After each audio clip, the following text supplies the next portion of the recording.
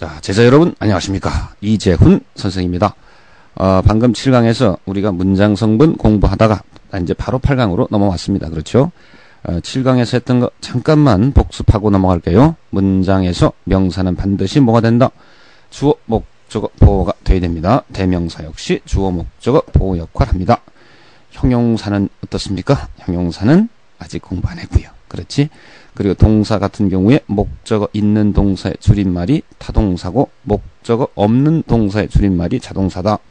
보어는 자동사, 타동사를 구분하는데 전혀 영향을 끼치지 못한다. 이렇게 말씀드렸습니다. 그리고 주어와 동사 뒤에 나와 있는 명사가 의미적으로 같으면 보어고 의미적으로 다르면 목적어다. 이렇게 말씀드렸습니다. 그래서 참 재밌는 걸 나중에 느끼게 될 거예요. 목적어다라는 것은 같은 성질, 다른 성질이죠. 그럼 나와 다른 사람을 자기라 그래요? 타인이라 그래요? 타인이라 그래요? 타인. 남타자를 써서. 그래서 우리가 이제 목적어, 다른 성질, 타적인 성질을 갖는 목적어를 갖는 동사를 타동사라 그러고, 목적어 없이도, 즉 남의 힘, 다른 것에 힘이 없어도 스스로 설 수 있는 동사를 스스로 자자 자동사다라고 하는 것 나중에 아주 엄청나게 자세하고 재미있게 배울 겁니다. 자, 그러면 이제 아직 명사가 끝난 게 아니거든요. 우리 이제 계속 확장을 해 나가야 됩니다. 자, 어떻게 확장을 해 나갈까? 그 밑에 있는 1번, 2번 한번 보시죠. 보세요. Mom made me pizza가 있고요. 밑에는 Mom made me a soldier가 있어요. 자, 그럼 아까 선생님이 했던 대로 그대로 갈게요. 지금 뭐 중심으로 본다? 밑줄 친 그 명사 중심으로 보세요. 지금 아직 명사 끝난 거 아니니까. 즉 지금은 피자하고요. a soldier 중심으로 공부를 해 나간다. 이 말입니다.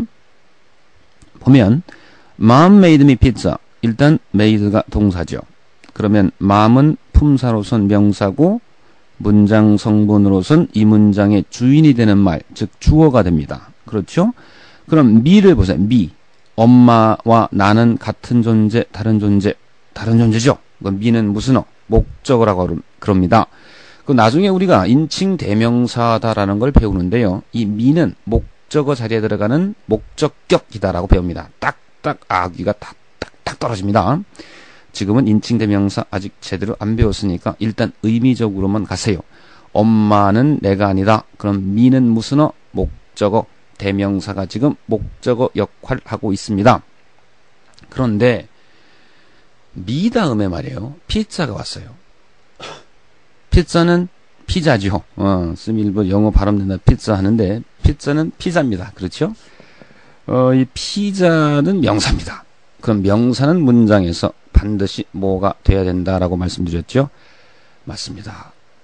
주목보가 돼야 된다라고 말씀드렸습니다. 근데 피자는 일단 주어는 아니죠. 동사 앞에 있는 이 mom이 엄마가 주어가 됩니다. 그러면 이 피자는 누구하고 비교를 해야 되느냐? 피자하고 엄마하고 비교하는 게 아니라요. 이 피자는 앞에 있는 목적어와 비교합니다. 즉 차근차근 말씀드리면 me는 누구하고 비교 일단 mom, 주어하고 비교를 하지요. 그럼 me가 목적어잖아요. 그럼 목적어 뒤에 명사가 또 나와요. 그러면 이 목적어와 뒤에 나오는 명사를 또 의미적으로 따져보는 겁니다. 그러니까 me와 피자를 따져야지 mom, 즉 주어인 엄마와 피자를 따지는 게 아니에요. 이 중요한 얘기입니다. 그러면 me와 피자를 따졌을 때 의미가 me와 피자가 같으면 피자는 같으면 보어가 되고요. 다르면 무슨 목적어가 됩니다. 그러면 피자를 나와 같은 존재로 한번 만들어 볼까요? 자, 엄마는 나를 피자로 만들었다. 이게 되죠. 이래야지 나와 피자가 같은 존재가 되기 때문에 의미적으로. 그런데 세상에 어떤 엄마가 자식을 피자로 만듭니까? 그렇죠? 엄마가 내 위에다가 그 버섯도 올려놓고 또 햄도 올려놓고 베이컨도 올려놓고 토핑을 막 해가지고 오븐에 집어넣어서 피자로 만드는 엄마 있겠습니까? 이 세상에 그런 엄마 없죠. 그 엄마는 나를 피자로 만들었다가 의미적으로 되겠어요? 안 되겠어요? 될 수가 없죠. 그러면 이 me와 피자는 어떤 존재? 다른 존재겠지요. 그럼 피자도 무슨 목적어가 됩니다. 결국 지금 mom made me 피자는요. 목적어가 몇 개 있어요? 2개가 있죠. 그러면 이게요, 나중에 문장 형식 공부하는데요, 목적어가 두 개 있으면 앞에 있는 목적어를 우리가 유식한 말로 간접 목적어라 그러고요, 뒤에 있는 목적을 유식한 말로 직접 목적어라 그래요. 그러니까 둘 다 목적어는 맞는데 목적어가 두 개니까 구별을 시켜주는 것이지요. 그래서 피자 역시 뭐다? 목적어입니다. 그렇죠? 그러면 이 사형식 해석이 제일 쉬워요. 간접 목적어는 에게로 해석되고요, 직접 목적어는 을를로 해석돼요. 그러면 한번 해석해 보세요, 여러분들이. 어떻게? 엄마는 나에게 피자를 만들어 주셨습니다. 이렇게 되죠. 에게 을를적 해석. 참 쉽지요. 그럼 밑에 한번 보세요. Mom made me a soldier. 엄마는 뭐다? 그렇죠. 엄마는, 이거를 사형식으로 한번 해석해 보세요. 즉 나와 soldier를 다른 존재로 한번 해석해 보면 이땐 또 이게 이상해요. 보면 엄마는 나에게 군인 한 명을 만들어 주셨습니다. 그러니까 내가 뭐 몸이 약하고 하니까 군인 한 명 비커에다가 뭐 단백질 넣고 지방 넣고 뭐 탄수화물 넣어가지고 군인 한 명을 쫙 만들어서 나한테 붙여줬다? 이런 의미 될까요? 몰라요. 뭐 이런 예문이 그런 의미가 되려면은 한 23세기, 24세기 정도 돼야지 뭐 사람이 누굴 만들어서 누굴 붙여주든지 하겠지요. 그러니까 이건 의미적으로 전혀 엄마가 나에게 군인 한 명을 만들어 주었다, 위의 것처럼 엄마가 나에게 피자를 만들어 주셨다, 이런 것처럼 안 되지요. 아, 소리 너무 컸죠 방금. 아침이니까 힘 빠지니까 목소리만 커집니다. 죄송합니다. 자, 그러면 어떻게 해야 되느냐? 미와 소울자를 같은 사람으로 보면 어떨까요? 한번 해석해 볼게요. 엄마는 저를 군인으로 만드셨습니다. 즉 엄마는 저를 군인으로 키우셨습니다. 이건 자연스럽죠. 그러면 엄마와 나는 다른 존재니까 미는 목적어가 되겠으나 미와 soldier를 자, 의미적으로 따져보니까 나와 군인은 어떤 사람? 같은 사람, 다른 사람. 같은 사람이죠. 엄마가 나를 군인으로 키우셨으니까. 그렇죠. 그러니까 soldier는 뭐가 되는가? 보호가 됩니다. 같으면 보호라고 말씀드렸잖아요. 그런데 목적어와 의미가 같다 하니까 이걸 무슨 격 보호? 목적격 보호다라고 말씀할 수 있는 겁니다. soldier는요. 그러면 1번, 2번의 동사 made는요, 둘 다 타동사죠. 왜? 일단 me라는 목적어가 공통적으로 있기 때문에 1번, 2번에서 쓰인 동사 made는 물론 타동사가 됩니다. 아시겠습니까? 타동사가 되고요. 뒤에 있는 pizza는 me와 의미가 다르니까 목적어가 돼서 이것을 유식한 말로 직접 목적어라고 또 따로 불러줄 수도 있고, 아래에 있는 soldier는 보호니까 이걸 더욱더 자세하게 얘기하면 목적격 보호가 되는 것이랍니다. 이해하시죠? 자, 그러면 밑에 형용사 이야기까지 하고 오늘 강의 일단 마무리 질까 하는데 뒤에 연습 문제까지 남아서 계속 해야 될 것 같습니다. 여러분, 연습 문제 또 제가 좀 달아 놓을 거거든요. 자, 그럼 볼게요. 형용사 이야기까지 일단 8강을 마치고요. 자, 이제 형용사. 자, 형용사는요, 나와 있듯 원래는 명사를 꾸며주는 품사입니다. 그런데 이 형용사가 나중엔 어떤 영역까지 확장을 했는가? 보어까지 확장을 했습니다. 보어요.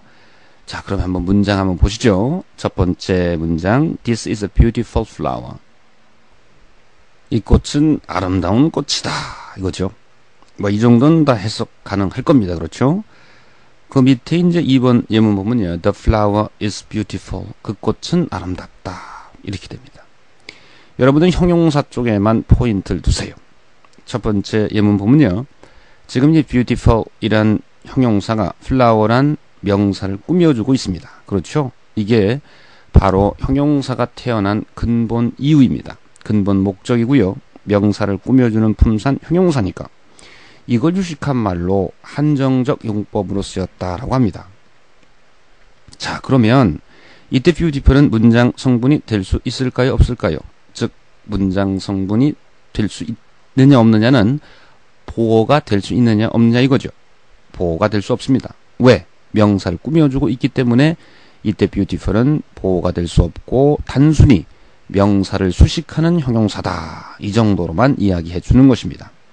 그러면 당연히 이 문장에서 flower에 또 중점을 한번 둘 수 있네요. flower는 명사다라고 말씀드렸습니다. 명사는 문장에서 반드시 뭐가 된다?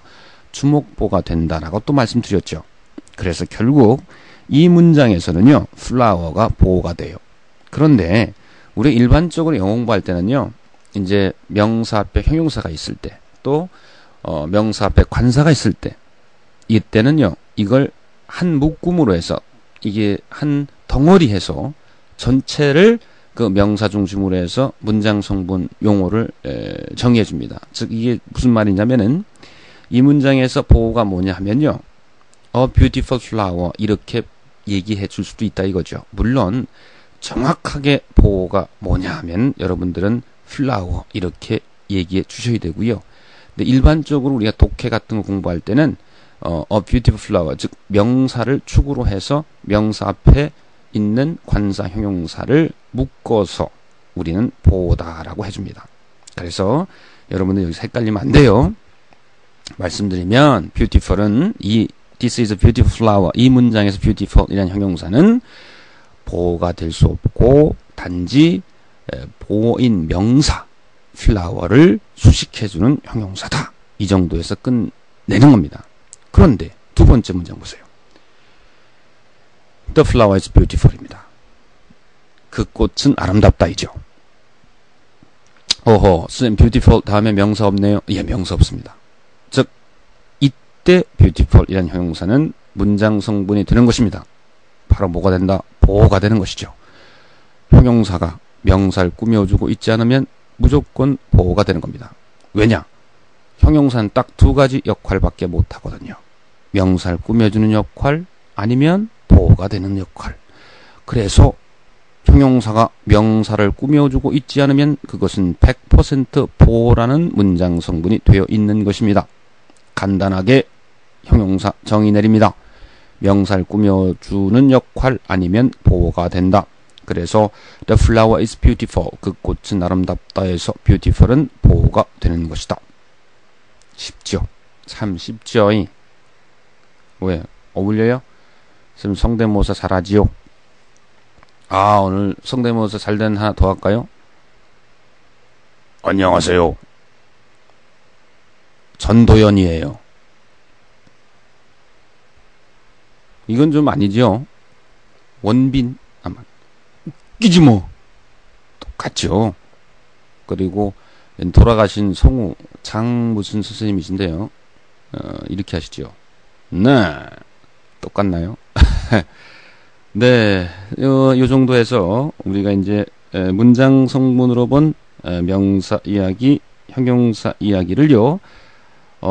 일단 여기서 한번 끊고 그쵸? 8강에서 한번 끊고 이제 연습 문제 씀이 따로 좀 준비했습니다. 좀 피곤하긴 하더라도 여기서 그냥 끝내면 안 될 것 같아요. 워낙 중요한 부분이기 때문에 씀이 또 피곤해서 대충 말이 좀 힘마디도 없는 것 같아서 도저히 그냥 못 넘어가겠습니다. 조금 회의를 늦추더라도 연습 문제 만들어서 여러분들 가르치고 가야 될 것 같습니다. 자, 그러면 다음 시간 9강에서 여태까지 배웠던 것들을 가지고 문장 성분 여러분들이 직접 한번 풀어보시고 또 쌤하고 같이 답 맞춰보는 시간 갖도록 하겠습니다. 자, 그럼 9강에서 뵙겠습니다. 안녕히 계십시오. 안녕. 안녕히 계십시오.